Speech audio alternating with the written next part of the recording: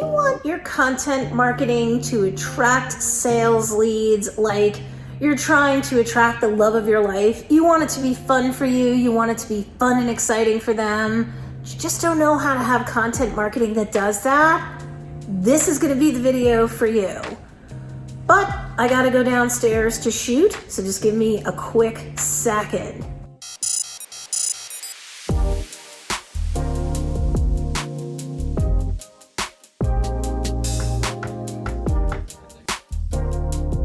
If you wanted to attract the love of your life, you wouldn't just fling yourself out there in front of just anyone and everyone, hoping you'd find Mr. or Miss Right. So why are you doing that with your content marketing? Like, are you doing that with your content marketing? Let's see. Let's talk about how to create content that attracts your ideal customer, someone who's a perfect match for your product, service, or offering.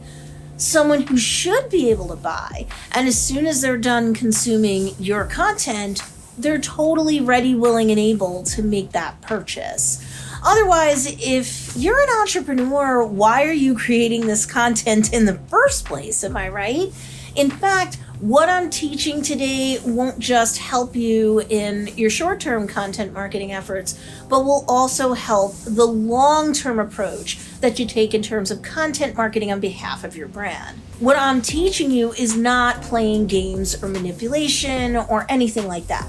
It is based upon human psychology. You want to make sure that you, as the brand leader, as an influencer on behalf of your brand, you're not just an entrepreneur hiding behind the scenes nowadays. You need to be in the content so people get to know, like, and trust you. You need to understand the process of attraction so that you can use it to drive more ideal customers, more qualified leads to the door of your business. Either literally if you're a brick and mortar business, or figuratively if you're e-commerce only, a digital business, an influencer, an entrepreneur, parent who's a creator. So in that latter case where you're digital only, of course, we're driving people to a sales page, a sales funnel, what have you. Lots of times solopreneurs, even if they don't have very much experience in terms of marketing and sales before launching their own businesses, they feel really wishy-washy or passive-aggressive about selling. They know they have to market and sell to their ideal customers, but they feel ambivalent about it. Like, they're really uncomfortable. And if you're an entrepreneur mom, an entrepreneur parent, you feel not only uncomfortable about marketing and selling, but also you've likely got a layer of mom guilt on top of that for taking away any time or energy away from your kids. I get that. Just know that, parent or not, these skills don't naturally come to most people. Some maybe, but not most. So you're not alone. And if you are a parent, whether you're working for yourself or not, working outside the home or not, you're always going to have parent guilt, mom guilt. It's not easy. So you may need to speak to someone to get support. But if you feel like on top of parent, you just need to be an entrepreneur, that God or the universe put it on your heart for you to be both, then be both. But be as grounded and centered about being both as you can, or you're going to have an approach avoidance situation about your business and or marketing on behalf of your business, or your lack of enjoyment when you're creating content for your business will seem evident to the content consumer, and well, that's no good for you or them, right? However, entrepreneurs are paid to help people solve their problems, satisfy their desires. People need you and your talents, so you should have a great deal of clarity going into content marketing, that you exactly know who you're serving, you know what specific problem they have, let's say, that you want to solve, and that you understand how your offering, whatever it may be, can help them solve that problem. Having clarity about this up front is very important. Also important, having a great deal of self-respect, a sense of self-worth as an entrepreneur. You're not peddling garbage after all. You're marketing and selling your very valuable products, services, or offerings, right? So there should be no shame in the game of selling, and every single piece of content you put out is like a love letter to your ideal customer, who you aim to please, and through your business, you live to serve. When you put the accent mark off of you and onto your niche, your ideal customer, that always alleviates some feelings of pressure or discomfort. Definitely give it a try. You have a moral obligation, if you will, to serve your specific ideal customer in the specific way you're capable of. So focus on them and being helpful more than on any feelings of you feeling bad about what exactly. Helping other people? Selling is helping. That's what you focus on. Now, attracting your ideal customers one follower at a time in connection with your brand's social media accounts, that happens one piece of content at a time. But a lot of entrepreneurs think that their content should totally be logical in terms of their offerings, let's say. You spew out facts about what your product is made of. You spew out data about everything that's offered in your course, if you're a coach or course creator. You engage in technobabble, trying to explain every last facet of your offering, every last piece of evidence and why your thing works and proof that it works. And you do this thinking, if I lay bare all of my proofs about what my brand is and its offerings and why they're so cool, my ideal customer will like me as the brand leader.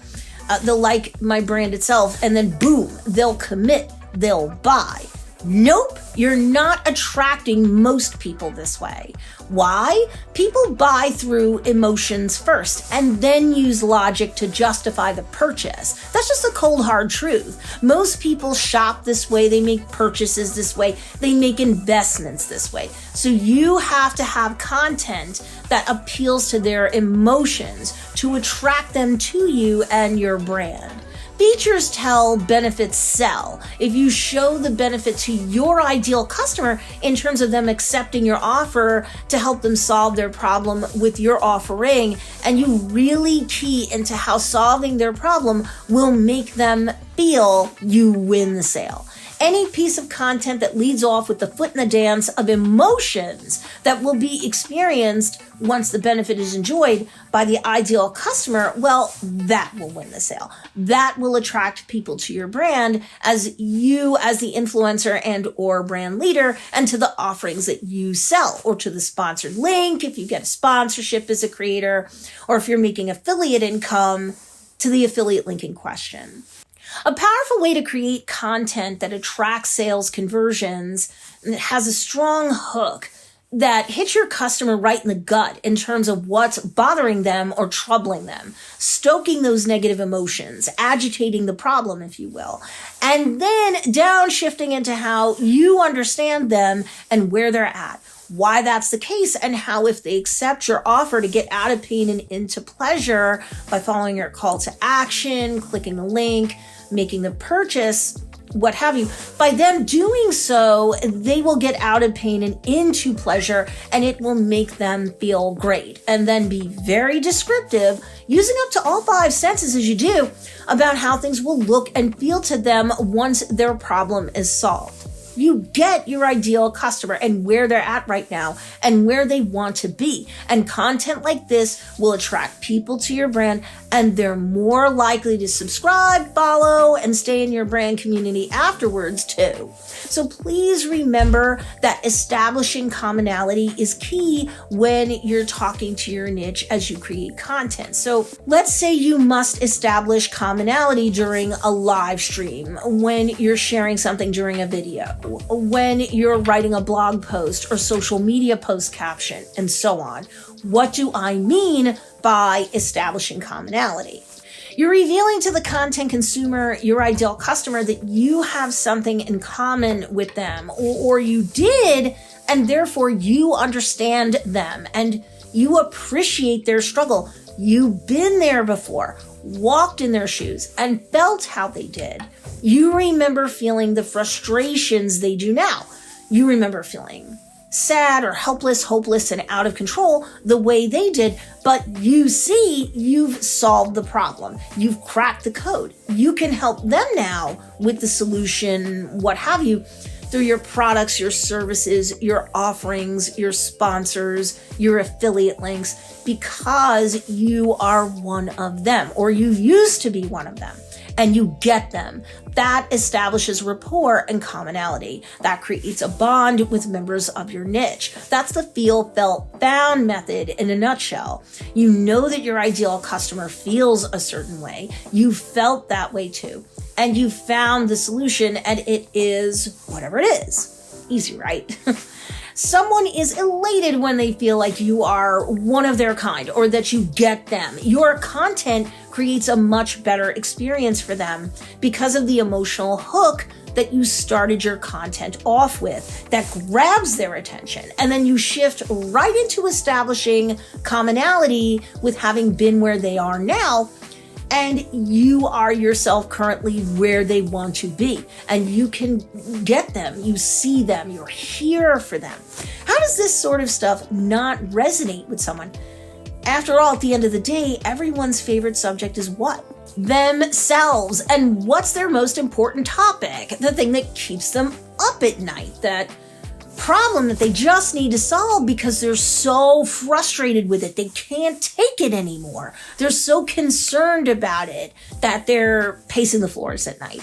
People think about and talk about that stuff all day long, don't they? So you as the brand leader get them, and therefore they are attracted to you. But you need to make sure that you validate their emotions. You can't just establish that you as the brand leader have something in common with them. You have to show them that you understand how they feel. And then with what you say or what you write, depending upon the content you're creating, you normalize their experience. You validate it. You appreciate it. And them as human beings, their struggle, all of that. So you understand how they feel. You felt that way too. And because you found the solution to the problem that they're still struggling with, you've found a solution, and now you want to help them out too, because you know how it will make them feel to get out of their specific pain into the pleasure they are seeking. Again, customers use emotions to make a purchase and then logic to justify that purchase. When you hook their attention by referencing their drama and trauma and validate their emotions, normalize their experience, and establish rapport by showing your common experience with them, that is when your content will get their attention, and that is how you keep their attention.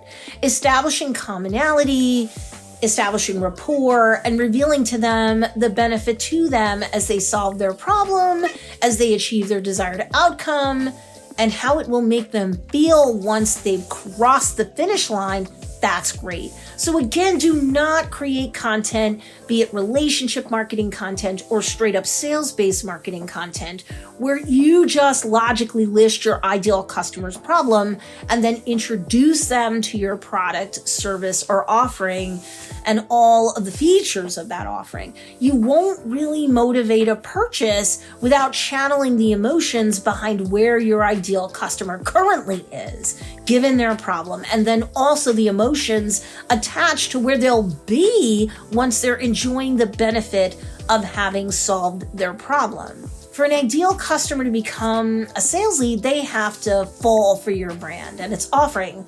They need to feel something to do that, since most people buy with emotions first and justify the purchase logically afterwards. And you have to remember that with most people, 98% of them will not buy the first time they're exposed to your content. 98% of them will not buy the first time they visit your website either. Most people have to come to know, like, and trust your brand. So the emotions that you stir up in them, that can keep them intrigued enough to, on their own, go through your back catalog of content on a social media profile, let's say, and consume more content, binge more, see that you get them more, and then they'll get themselves to a point where they know, like, and trust you enough that they're ready, willing, and able to buy. But just understand that, statistically speaking, your ideal customer is not going to just parachute in ice cold and buy from you the first piece of content that they encounter. Most people need that ice broken with that first piece of content, yes, to become intrigued, but most people need more than one piece of content from you to make their decision. That's why publishing persistently and consistently is so important on social media. You don't want to seem like your business is some fly-by-night thing or some hobby of yours. The know, like, and trust factor or KLT factor won't really be there in a sufficient amount for someone to buy from you if you have nothing or almost nothing published. You're not publishing and keeping a group profile or channel stocked regularly. Like, no one has time for a dabbler. They want help from an expert. So you can't give up. You have to prove that you're trustworthy. Members of your niche may need some time to warm up to you, and that's what most of them will need. So just remember that content marketing can be more of a marathon than a sprint. Every single piece of content you publish is like a deposit into the bank of know, like, and trust with someone who's recently discovered you. Because look, you're likely not some legacy brand that's been around for generations, that has generations worth of KLT built into its brand and its offerings, right? Those legacy brands can just have feeds that aren't much more than a parade of product photos and a tsunami of sales announcements and get away with it. But that's not you. Their KLT bank account has had anywhere from years to generations of deposits made into it. You're just getting started or only in the game for a short time. Keep things in perspective and don't give up, okay? So most people are kind of crockpots in terms of how long it can take for them to warm up to you, the small but mighty contender. They're not going to be microwaves with you like they would be with a legacy brand. That's just the deal. So you have to be willing to stay the course and not abandon your social media content marketing for stretches at a time because you're frustrated about not being rich yet. So if you use the feel, felt, found method and you spend twice the amount of energy stoking emotions having to do with both the current problem and the desired for future solution, you'll be able to attract people, the right people, to your business one piece of content marketing at a time. And by showing that you're someone who gets them on a very cellular level, you'll be their type that they'll fall for in terms of your brand and its offerings. And you'll be able to win their hearts and minds, and sure, their sales too. But since you're helping them, you're not going to be the functional equivalent of a sleazy one-night stand. You and your brand are a keeper they'll be proud to show off to everyone they know instead. Now, that's the kind of commitment that any legit entrepreneur should be looking for. Now, if you're in the struggle as an entrepreneur, I've put out a video that might help you get over your current hurdle with some actionable advice while you're working on tweaking and up-leveling your content. So be sure to check this video out next.